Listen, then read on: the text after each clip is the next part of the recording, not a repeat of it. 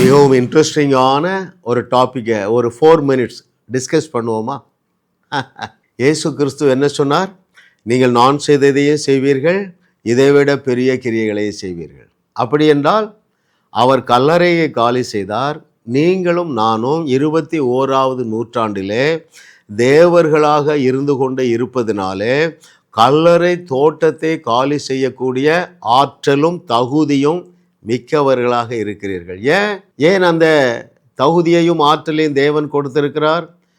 இயேசு செய்த கிரியைகளை நீயும் செய்வாய், அதைவிட பெரிய கிரியை நாளும் செய்வாய். இயேசு செய்த கிரியைகளை நீயும் செய்வாய், அதைவிட பெரிய கிரியை நாளும் செய்வாய். அப்போ என்ன செய்யணும்? லாசருவின் கல்லறையை காலி செய்தார். நம் இயேசு என்ன செய்தார்?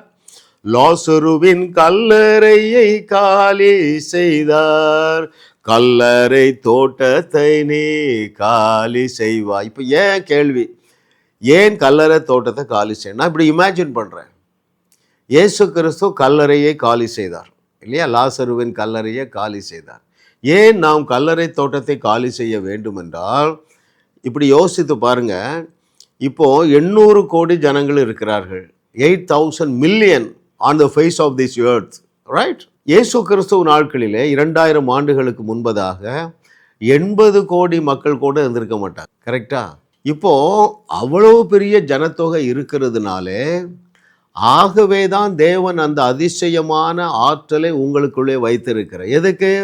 அவர் செய்ததை விட பெரிய கிரியை. இப்போ உங்களுக்கு ஒரு கேள்வி வரும் இல்லையா? உலக சரித்திரத்தில் நடந்திருக்குதா? ஐயா, பழைய ஏற்பாட்டில் நடந்திருக்கு, புதிய ஏற்பாட்டிலே நடந்திருக்க. அந்த உலர்ந்த எலும்புகள் நிறைந்த பள்ளத்தாக்கு காய்ஞ்சு கருவாடா போச்சு. செத்த சரீரங்கள், ஆகாயத்து பறவைகள், காட்டு மிருகங்கள் அதனுடைய சதைகளை சாப்பிட்டு எலும்பு பெரிய பள்ளத்தாக்கு நிறைய நிறைஞ்சு கிடந்து உயிரோடு எழுப்பப்பட்டதா இல்லையா?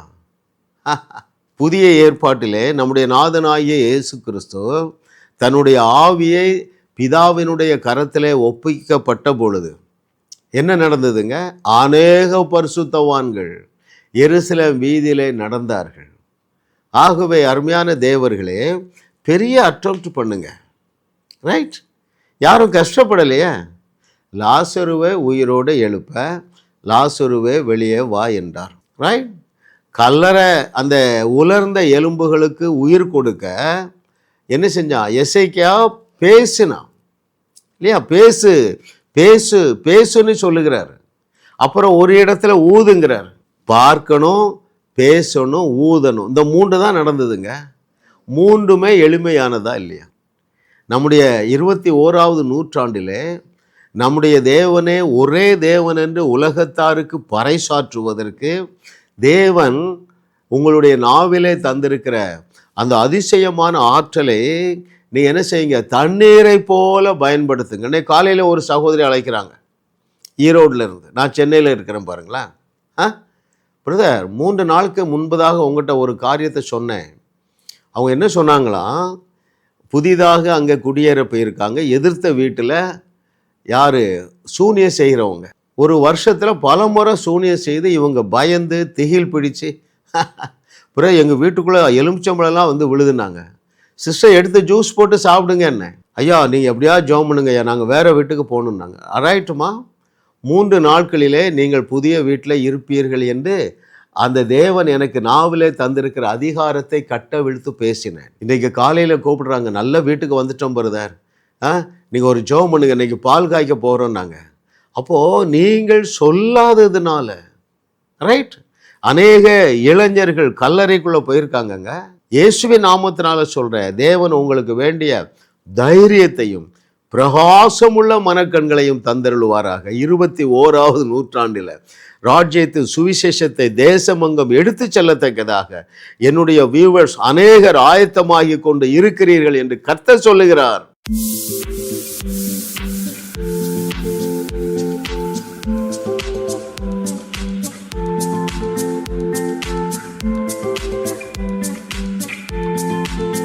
ஜாஸ் மினிஸ்ட்ரீஸ் யூடியூப் சேனலில் தொடர்ந்து செய்திகளை கேளுங்கள், சப்ஸ்கிரைப் செய்யுங்கள், வீடியோக்களை லைக் செய்து பலரோடும் பகிர்ந்து கொள்ளுங்கள்.